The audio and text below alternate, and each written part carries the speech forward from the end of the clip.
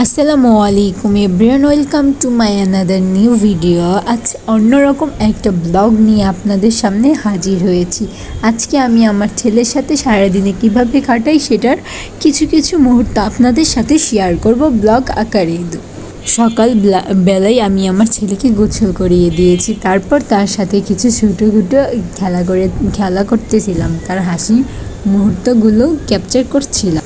আমার ছেলের হাসি মুখ দেখলে আমার এক অন্যরকম প্রশান্তি লাগে। সারাদিন আমার ছেলের সাথে হাসতে খেলতেই আমার সারাটা দিন পার হয়ে যায়। গোসল শেষ করে আমি আমার ছেলেকে জামা কাপড় পরিয়ে দিচ্ছিলাম, তারপর একটু ওর হাসি মুখটাই আপনারা দেখুন।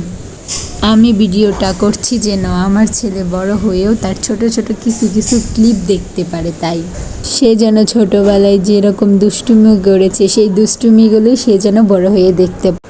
তার তাই দেওয়া হাসি মুখ যেন সে সারা জীবন মনে থাকে। ওর জন্য ওর খাবার রান্না করতে এসেছিলাম। আমার শাশুড়ি মা জামা কাপড় কাটছিল, তার কিছু ছোট ছোট ক্লিপ নিচ্ছিলাম। তারপর দুপুরে রান্নাগুলো কমপ্লিট করতে এসেছিলাম।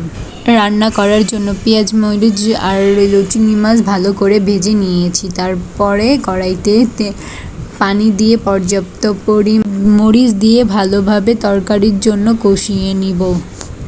তারপর চিচিঙ্গা আলু ভালোভাবে কষিয়ে নিয়ে পানি দিয়ে নিব পর্যাপ্ত পরিমাণ। ভালোভাবে ফুটে যাওয়ার পর যতটুকু ঝোল রাখার প্রয়োজন ততটুকু রাখার পর তরকারিটি নামিয়ে ফেলব।